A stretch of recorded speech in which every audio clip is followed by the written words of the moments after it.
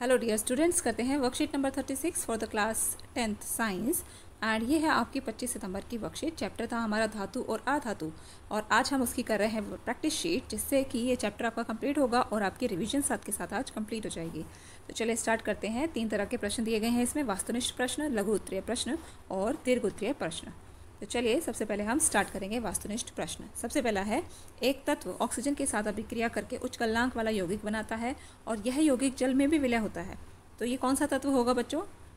ये होगा बेटा कैल्शियम। तो कैल्शियम आंसर होगा इसका। सेकंड है, एक धात्विक ऑक्साइड की प्रकृति कैसी होती है? तो धात्विक ऑक्साइड यानी कि जो मेटल ऑक्साइड्स होते हैं वो अम्लीय होते हैं। थर्ड, अधातु जो विद्युत की सुचालक है। एक ऐसी अधातु का नाम बताना है जो कि विद्युत की सुचालक भी है, तो वो है बेटा ग्रेफाइट। ग्रेफाइट आपने देखा होगा कि आपकी जो पेंसिल होती है उसके अंदर जो लेड यूज़ किया गया होता है उसमें ये ग्रेफाइट का ही प्रयोग किया जाता है। अगर आप दोनों तरफ से पेंसिल को छील कर उसको फिर एक बैटरी से कनेक्ट करके एक बल्ब आप यहाँ लगा दें, तो ये जो सर्किट जब कंप्लीट होगा इस सर्किट में ये बल्ब जल उठेगा। क्यों? क्योंकि ये जो ग्रेफाइट है वो विद्युत का सुचालक है बेटा। ठीक है, अगला जो प्रश्न है, कॉपर, सिल्वर और एल्यूमिनियम को उनकी सक्रियता के आधार पर बढ़ते क्रम में नियोजित करना है। तो इसमें याद रखिए आप कि बढ़ते हुए क्रम में नियोजित करना है, तो इसका मतलब सबसे पहले वो वाला तत्व आएगा जो कि सबसे कम सक्रिय होगा, है ना, राइट। सबसे कम सक्रिय इनमें से कौन होगा? तो वो बेटा सबसे पहले आएगा इसमें सिल्वर। ठीक है, सिल्वर के बाद आएगा कॉपर। कॉपर की सक्रियता इससे ज़्यादा है, तो हम इस तरीके से लिखेंगे, कॉपर आ जाएगा। और कॉपर से भी ज़्यादा कौन सक्रिय है? एल्यूमिनियम। एल्यूमिनियम लिखेंगे। ठीक है, अगला जो प्रश्न है, अभिक्रियाशीलता के आधार पर अवरोही क्रम में व्यवस्थित सामान्य धातुओं की सूची को क्या नाम दिया गया है? तो इस श्रेणी को, इस सूची को नाम दिया गया है सक्रियता श्रेणी। आंसर लिखेंगे सक्रियता श्रेणी। ठीक है, इसी में आपके सारे जो अभिक्रियाशीलता के आधार पर धातुओं की सूची बनाई गई है कि कौन सबसे ज़्यादा अभिक्रियाशील है और कौन कम है।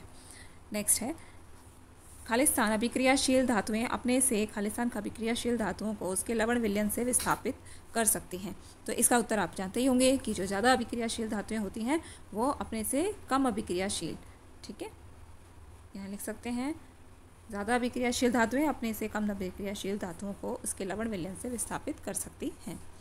अधातुओं द्वारा बनाए गए एक आयन का नाम बताइए। तो अधातु जो होती हैं वो किस तरह के आयन बनाती हैं, ऋणायन या धनायन? इनमें से आपको उत्तर देना है। तो अधातुएं हमेशा ऋणायन बनाती हैं, क्योंकि वो हमेशा इलेक्ट्रॉन्स को लेने की टेंडेंसी रखती हैं, उनको इलेक्ट्रॉन्स की ज़रूरत पड़ती है, तो वो ऋणायन बनाती हैं, नेगेटिव चार्ज होता है उसके ऊपर। कुछ धातुएं जल के साथ बिल्कुल भी अभिक्रिया नहीं करती, ऐसी किसी एक धातु का नाम बताना है। तो ऐसी जो धातुएं हैं जो कि बिल्कुल भी अभिक्रिया नहीं करती धातु के साथ में, वो कौन हो सकती है? वो है आपकी Au, या फिर आप लिख सकते हो गोल्ड या सोना। हो गया।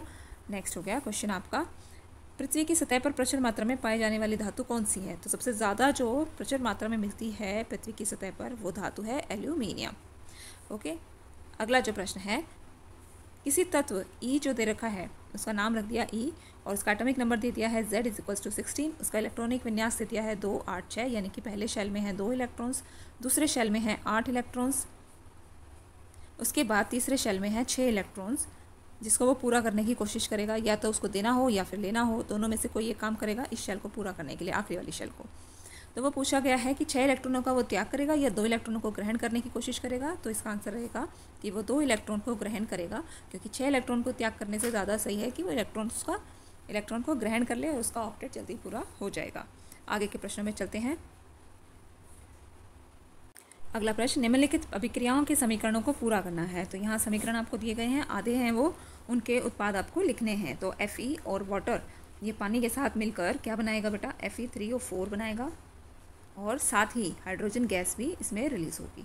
इसको बैलेंस करेंगे तो यहाँ आ जाएगा 4 और यहाँ भी आ जाएगा 4। नेक्स्ट है कैल्शियम के साथ वाटर का रिएक्शन। तो कैल्शियम क्या बनाएगा? Calcium hydroxide, calcium OH twice और हाइड्रोजन गैस, और बैलेंस करेंगे तो यहाँ आ जाएगा 2। उसके बाद इसको नोट करिए, उसके बाद है पोटेशियम का रिएक्शन वाटर के साथ। तो ये भी क्या बनाएगा? पोटेशियम हाइड्रोक्साइड बनाएगा और हाइड्रोजन गैस रिलीज़ होगी। अगर हम बैलेंस करें तो यहाँ आ जाएगा 2 और यहाँ भी आ जाएगा 2। ओके, तो नेक्स्ट क्वेश्चन है, प्रायः जब धातुओं की अभिक्रिया खनिज अम्लों के साथ करवाई जाती है तो हाइड्रोजन गैस निकलती है, लेकिन जब धातुओं की अभिक्रिया मैग्नीज या मैग्नीशियम के अतिरिक्त, ठीक है, तनु नाइट्रिक एसिड से करवाई जाती है तो हाइड्रोजन गैस नहीं निकलती। ऐसा क्यों होता है? तो बच्चों समझ आया होगा आपको क्वेश्चन कि धातुओं की जब भी अभिक्रिया खनिज अम्लों के साथ करवाई जाएगी तो वहाँ हाइड्रोजन गैस निकलेगी ही, लेकिन धातुओं की अभिक्रिया अगर नाइट्रिक एसिड के साथ करवाई जाती है तो हाइड्रोजन गैस नहीं निकलती है। ऐसा क्यों होता है? और एक बात और आप इसको जानिए कि अगर मैग्नीज या मैग्नीशियम का रिएक्शन होता है HNO3 के साथ नाइट्रिक एसिड के साथ तो हाइड्रोजन गैस रिलीज़ होती है। तो केवल मैग्नीज और मैग्नीशियम के साथ ही तनु nitric acid hydrogen gas release करता है और किसी धातु के साथ नहीं करता है। तो आंसर देखिए इसका, सभी धातुएं नाइट्रिक अम्ल के साथ अभिक्रिया कर हाइड्रोजन गैस उत्पन्न नहीं करती हैं, क्योंकि नाइट्रिक एसिड एक प्रबल ऑक्सीकारक होता है और जो कि उत्पन्न हुई हाइड्रोजन को ऑक्सीकृत कर देता है, ठीक है, और ऑक्सीकृत करके उसको जल में परिवर्तित कर देता है और स्वयं वो नाइट्रोजन के किसी ऑक्साइड में अपचयित हो जाता है, खुद उसका अपचयन हो जाता है और जो हाइड्रोजन निकलनी थी गैस के रूप में उसको वो ऑक्सीकृत करके वाटर बना देता है। तो ऐसे रिएक्शंस में वाटर बनता है। एक रिएक्शन में आपको एग्जाम्पल के तौर पे यहाँ लिख दे रही हूँ, इसे भी आप अपनी कॉपी में लिखेंगे। जैसे हमने कॉपर ले लिया, कॉपर के साथ में नाइट्रिक अम्ल ले लिया, ये जो रिएक्शन होगा इसमें हमको प्राप्त होगा copper NO3 twice plus 2NO2 plus water. यहाँ आप इसको बैलेंस करेंगे 4HNO3, इस तरीके से ये बैलेंस होगा। तो आपने देखा कि जो हाइड्रोजन गैस निकलनी थी अब हाइड्रोजन नहीं निकली, बल्कि उसको ऑक्सीकृत कर दिया, उसके साथ ऑक्सीजन जोड़ के उसको तो वाटर बना दिया, पानी बना दिया, लेकिन खुद जो है वो अपचयित हो गया नाइट्रोजन और अपने साथ नाइट्रोजन ऑक्साइड, नाइट्रोजन डाइऑक्साइड जैसी चीज़ें, जैसे नाइट्रोजन के कुछ ऑक्साइड्स बना लेता है। ठीक है, आगे बढ़ते हैं।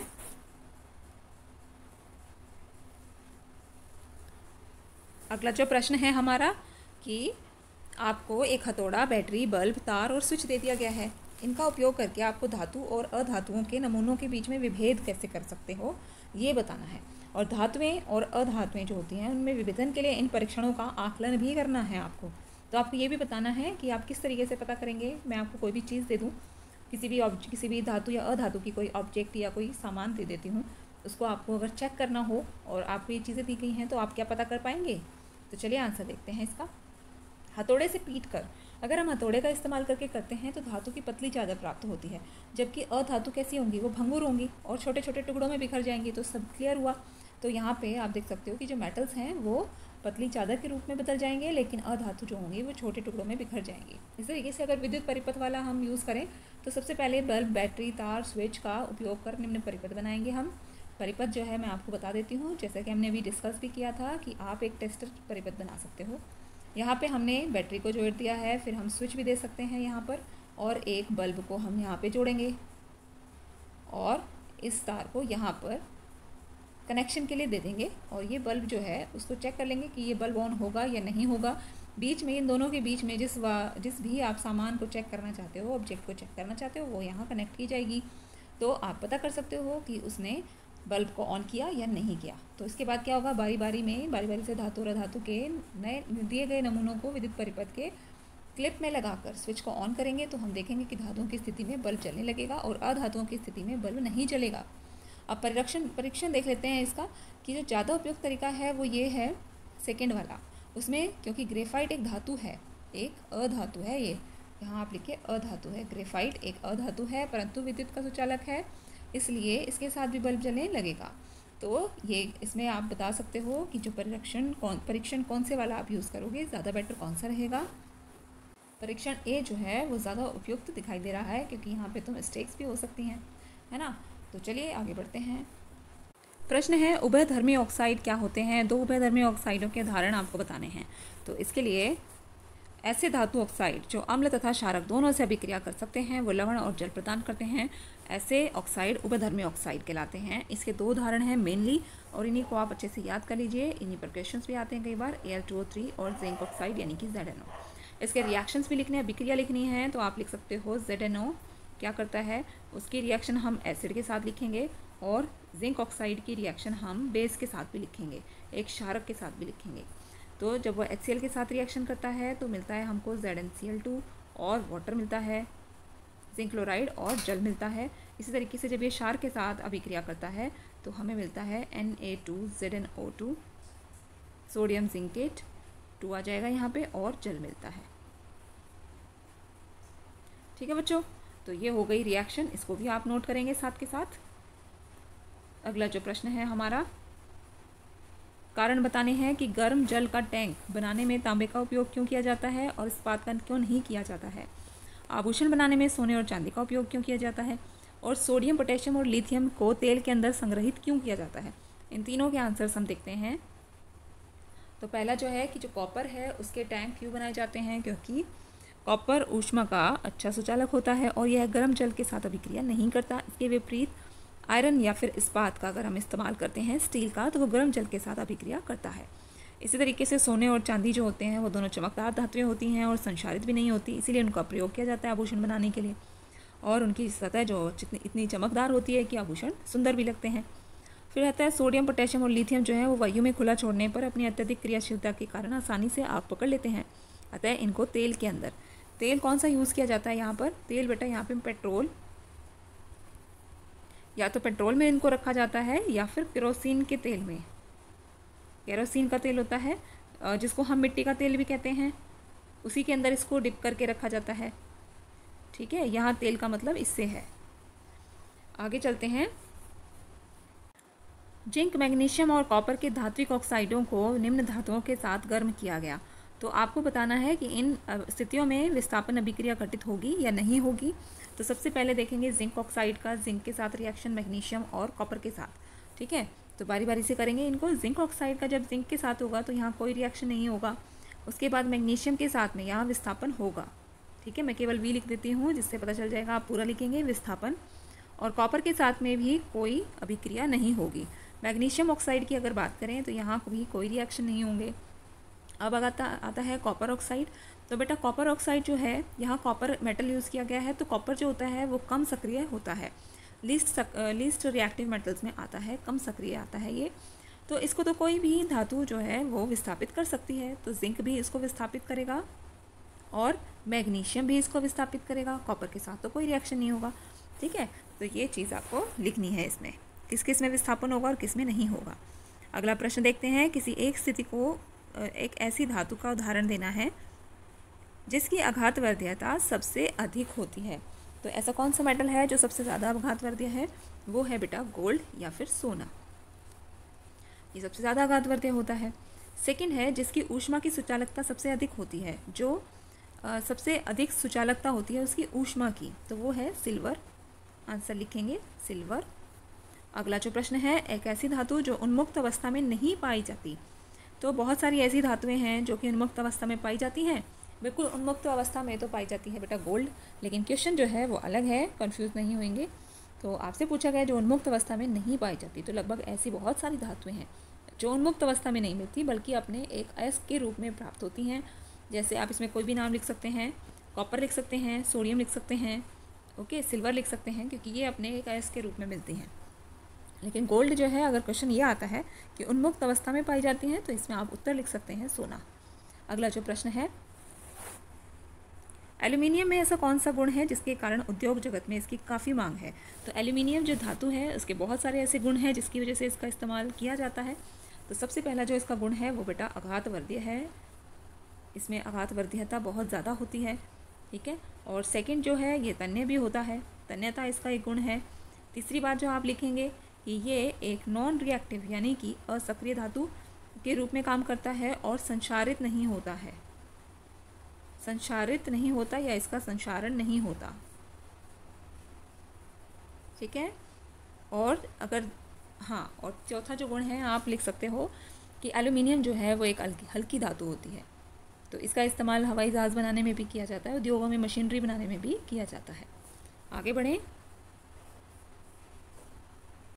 जब एक धातु X की अभिक्रिया ठंडे जल से कराई जाती है तो वह क्षारीय लवण देता है और उसका आणविक सूत्र होता है XOH और गैस Z का निष्कासन करता है।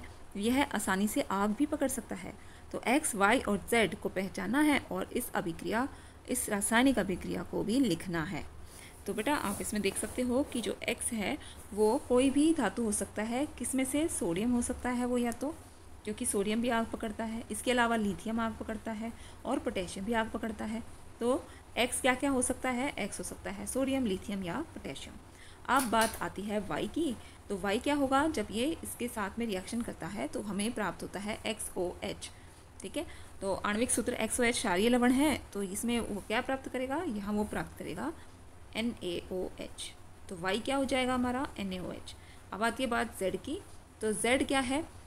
यहाँ पर वो Z गैस का निष्कासन करता है। तो Z गैस यानी कि ये H2 गैस है, ये H2 गैस है जिसका यहाँ निष्कासन हो रहा है। अगला प्रश्न, दी गई संरचना को देखिए और लिखिए कि इसका रासायनिक सूत्र क्या है और धातु और अधातु इसमें क्या क्या यूज़ की गई हैं। तो बेटा इसमें धातु कौन सी यूज़ की गई हैं? यहाँ पर आप देख सकते हो धातु तो यूज़ की गई है सोडियम और अधातु इसमें ऑक्सीजन यूज़ की गई है। ऋण आयन कौन सा बनेगा? ऋण आयन बनेगा अधातु का O2- ऋण आयन बनेगा, क्योंकि उसके 2 इलेक्ट्रॉन्स हैं जो वो गेन करना चाहता है, जो वो ग्रहण करना चाहता है। और धनायन बनेगा धातु का, ताकि इसका पॉजिटिव चार्ज हम यूज़ कर सकें Na2+। ओके, तो यहाँ रासायनिक सूत्र हो जाएगा आपका Na2O। ओके, अगला जो प्रश्न है दीर्घ उत्तरीय प्रश्न। 2 परमाणुओं A और B से बनने वाले यौगिक के निर्माण में A 2 इलेक्ट्रॉनों का त्याग करता है और B 1 इलेक्ट्रॉन ग्रहण करता है। A और B के बीच बनने वाले आबंध की प्रकृति क्या होगी? तो इन दोनों के बीच में जो आबंध बनेगा बेटा वो आयनिक आबंध बनेगा।